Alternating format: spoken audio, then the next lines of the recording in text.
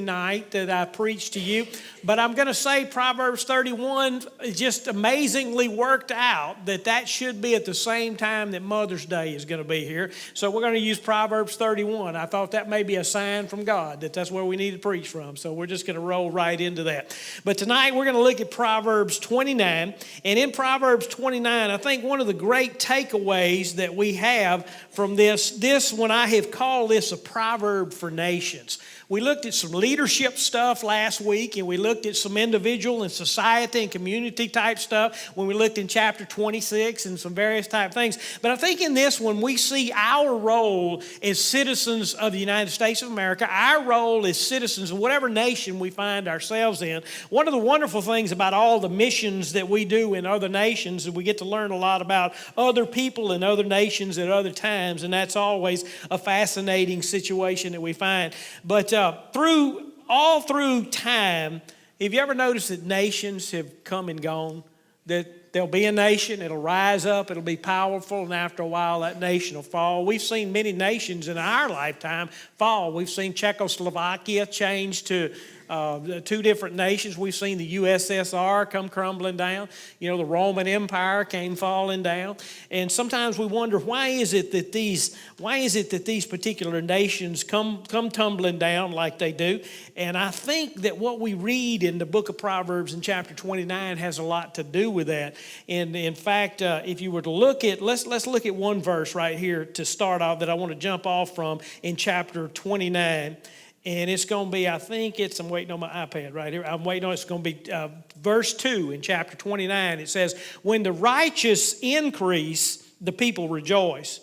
But when the wicked rule, the people groan. And all God's people said, and that is absolutely the truth. So as we look at these tonight, I've kind of broken this section of Proverbs down into two different categories. One category is how to destroy a nation from within, and the second category is going to be how to strengthen a nation from within at the same time. So let's look at these Proverbs in verses 3 through about 13 or so. We're going to see several things that if the people in that nation do this, then that nation is destined to fall. It is on a pathway that's going to cause it to collapse and not necessarily be taken over from somebody outside. It may well implode from the inside down. So how to destroy a nation from within. The first one is seeking sex over wisdom.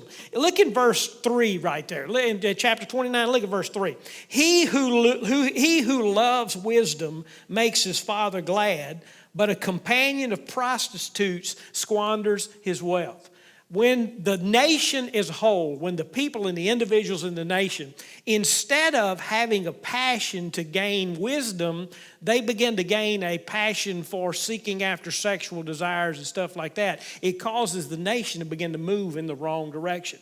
Just out of curiosity, what is your own personal opinion about the United States of America and our particular plight with sexuality? Is it good? Is it bad? Is it terrible?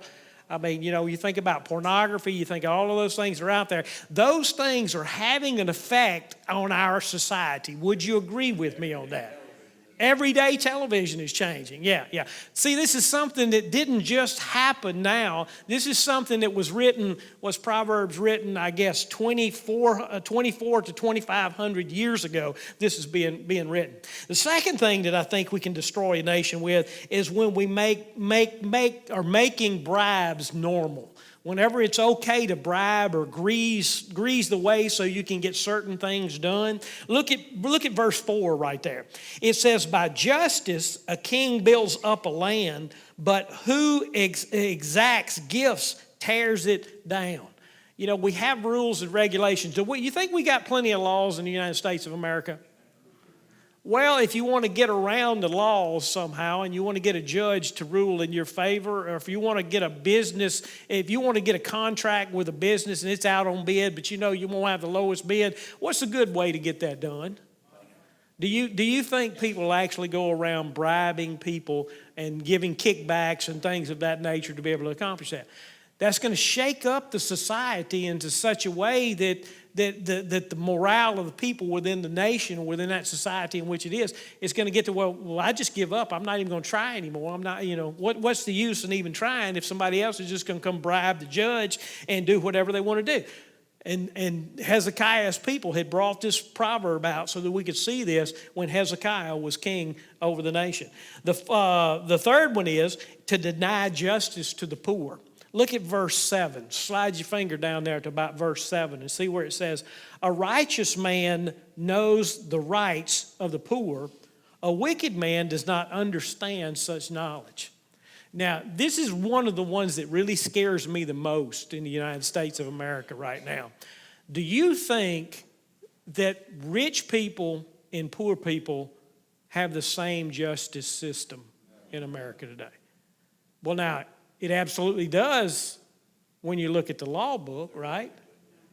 But because if you got enough money, you can make anything happen. Whatever. Or you can go back to that bribe, or you can go back to putting enough pressure on somebody. You can take their job away from them. You can manipulate. So poor people are more subject to an actual laws than the people who have plenty of money and are in positions of power and things of that nature. Now, do you think that'll have an effect on the overall standing of how a nation runs? And the answer to that question is absolutely it will. It'll cause the nation to begin to tumble and implode from the inside out. Okay, there again, these are things from 2,500 years ago that are proven and talked about. Number 5, arguing instead of talking. Arguing instead of talking. Now, when we look at Proverbs 9, slide your finger down there to verse 9, chapter 29, verse 9. If a wise man has an argument with the fool only rages and laughs, and there is no quiet. Now, I want to tell you how things have changed. Maybe y'all have noticed this or not. Back when I was a young man, I've always been a news watcher up until the last year of my life. I'm going to be honest with you now. I watch very little television at this point in my life. Maybe I'll watch a little movie, something, and we may bring something over to the internet and watch it that way. But I don't even have a regular cable stuff on my TV anymore. But most all of my life, I've always kept up with the news that was going on. And I used to watch 60 Minutes back in the early days when 60 Minutes was early, or I'd watch some of these other news programs. And when I was a young man, the format on those programs was there'd be somebody on this side of the table, and there'd be somebody on this side of the table, and then there'd be a moderator in the middle. And the people on this side would speak, and this side over here would disagree with them, but they wouldn't say a word until they got through talking, and then the moderator would say, well, now, what do you have to say about that? And they would be able to give their rebuttal back to that, and then they would sit and civilly, they would talk about what they're doing. Now, in the United States of America today on the news station, is that what you see? What do you see? People barking and fussing, and instead of talking about the subject, they'll talk, when I was in junior high, we used to talk about people's mamas wearing army boots. I don't know if y'all ever said that kind of stuff. Your mama's so fat when she steps, she falls off the world. We had all kinds of stuff. When we'd say it, somebody was mad. But we knew we weren't supposed to say stuff like that. It was not okay to do that. But today in our society, when people disagree with each other, they get vicious with one another. And it's like they want to tear them down so bad that they'll stop making the argument. And the reality is everybody now wants to have freedom of speech as long as they're the only ones to get to freely say what it is they want to say. But we got to be able, and Hezekiah and his people, when they put these extra proverbs in here at the end of the time, they knew this already. And they knew that people have to be able to sit down and talk civilly instead of acting like two fools talking together, never getting another person a word in edgewise, as we say. The 6th thing I see in this Proverbs about this is intimidate those who are blameless. In other words, you go and attack the people who haven't really done anything wrong, but you make them look like something is wrong with them. Look at verse 10. Slide your finger down. Let's look at verse 10. Bloodthirsty men hate one who is blameless, and they seek the life of the upright. Okay, let me ask you this question now. In the United States of America today, can an honest man be beat up on television? He absolutely will. If you had an honest politician in Washington, what would the rest of Washington do with the honest politician? They would be tearing him down, and they would make him look ignorant. They would do whatever they could to destroy him. Well, when you start doing that, you're destroying the framework of the society that you have. And Israel's going to find some of this stuff take place even in itself before it falls years after this, when the kings come into play. Number 7, doing what comes naturally. I don't, I used to hear that a lot back in the 70s. Well, just do what comes naturally. Or here's the argument today that I heard last year a lot on television was, well, why shouldn't we be able to sell marijuana? After all, it's a natural product. It grows up out of the ground. Right? So we begin to have these kind of arguments. Look at verse 11 right there. A fool gives full vent to his spirit. Now, it's not talking about the Spirit of God. It's talking about he's talking about his flesh, right? It's talking about his desires that he has within inside him. A fool gives full vent to his spirit, but a wise man quietly holds it back. In other words, well, just let me ask you this. If you did whatever you wanted to, whenever you wanted to, would that be good for you? How many of you would eat too much? How many of you would say, don't even raise your hand on this one? Yeah, okay, go ahead. You know those things that you think about it and you say, I sure am glad I didn't say that. But if you just leave yourself to yourself and you didn't have any restraint on yourself, you'd be just saying all kinds of stuff. Probably somebody in this room at some point in time said something you wished you hadn't said. And you know how much damage it caused you and the person. But what if society just didn't think about what they said and they just said anything all over the place? It's going to destroy people and tear them up. Continuing on, number 8 is listening to unsound counsel. Look at Proverbs 12 right there. If a ruler listens to falsehood, all his officials will be wicked. You know how important, one of the structures of the United States of America is the president has the cabinet. Then the cabinet comes in for the cabinet meetings and he gets counsel, or he gets counsel from the Secretary of Defense and all these kind of things.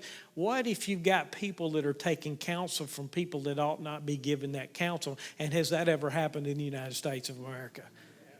It happening every day. So when you have people who are in positions of leadership, but the wrong people are bending their ears to make the decisions, it's going to have a negative effect on that society in which it exists. Number 9, unrestrained anger. Look at verse, you got to jump way down on this one. Look down to verse 22 right down. Verse 22, a man of wrath stirs up strife, and one gives to anger. One given to anger causes much transgression. What if people just get mad and do whatever they want to whenever they want to? It's going to cause that nation and that societal framework to come down. And you know as well as I do how true that is. Take it out of the national picture and you just put it in your family. And when somebody in the family gets so mad that they just burst out and they say and do whatever they want to do, and then they wish they hadn't, but all of that damage is still done that's in there. So those are things that will absolutely tear down a nation that we see Hezekiah's people are speaking and writing these proverbs.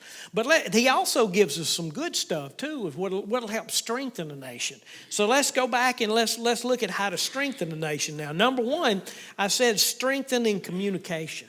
When we're able to talk to each other in such a way that everybody understands what you're talking about. Look at verse 13. The poor man and the oppressor meet together. The Lord gives light to the eyes of both of them. So instead of screaming and hollering and fussing at each other, why don't we sit down at a table and let's talk about those issues, because a lot of times there's real issues that aren't being heard because there's so much fighting and bickering going on in the middle of that.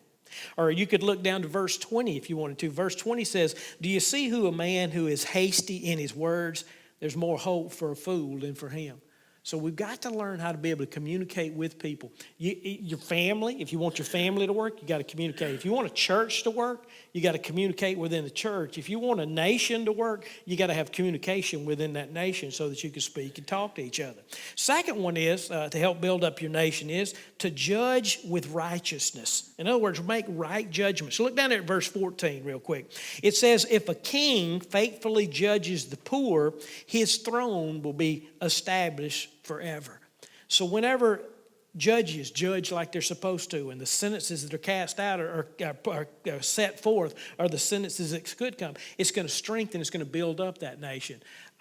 What if you got a family, and in the family you got 5 kids, but there's different rules for different kids in the family? Would that cause problems within the family? It's going to a lot of discord in there. But you blow that up and you put it into a national standpoint, it causes even more.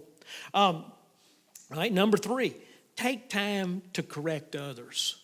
Taking time to correct others.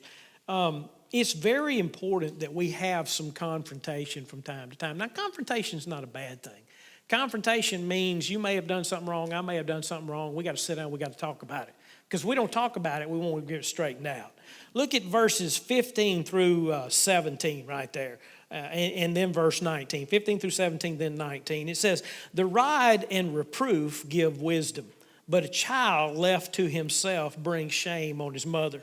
When the wicked increases, transgressions increase, but the righteous will look upon their downfall. Discipline your son, and he will give you rest. He will give you delight to your heart. Now look, verse 19.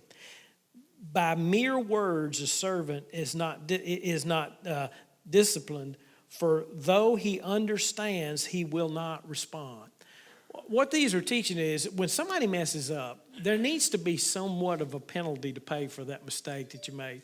Because if your mistake doesn't cost you anything, what are you likely to do again? Keep making the same mistake over and over again. But when you make a mistake and it has a cost, it has a cause and effect that takes place in there, then you know that this happened because you did this. Okay, if I know that my hand got burnt because I touched the stove, what have I learned about touching the stove? Don't touch it when it's burning hot because it's going to burn you. Okay, but if you got a burned hand one day and you don't know how you got it, I touched 5 things that day. How do I know which one is the one that burned it? Well, that's a simple illustration, but sometimes in life, things happen and have an effect, but some people don't know that they're the cause of the effect that's happening. You ever seen that where somebody caused a whole bunch of trouble and they have no idea that they're the one who caused the trouble?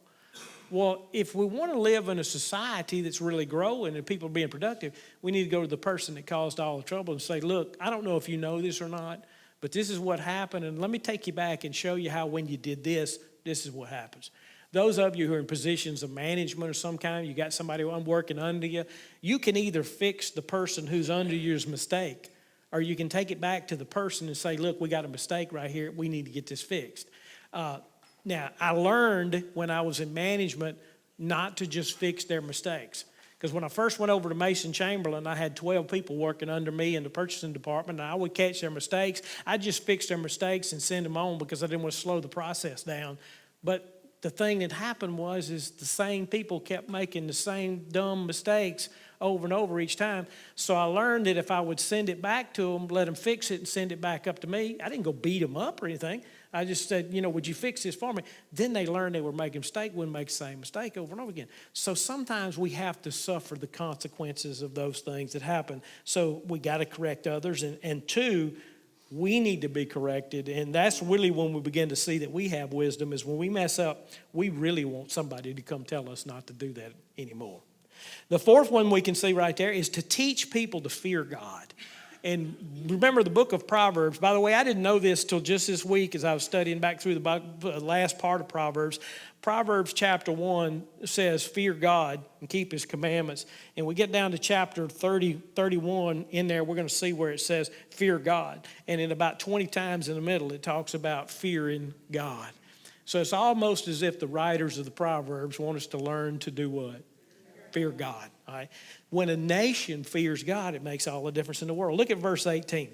Where there is no prophetic vision there being word from God. When there's no word from God, no prophetic vision, the people cast off restraint. In other words, they just go and do whatever they want to. But blessed is he who keeps the law. And of course, in the Old Testament, where did the law come from for the nation of Israel? It came straight from God. Okay, look at verse 25. It says a pretty similar thing. The fear of a man lays a snare, but whoever trusts in the Lord is safe. I find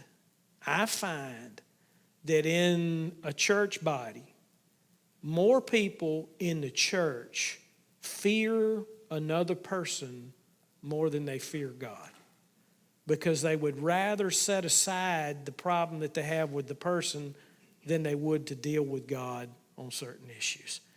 And if I've told you this statement before, I'm going to tell it to you again till everybody in here gets it. You do not properly revere and fear God if you fear any human being.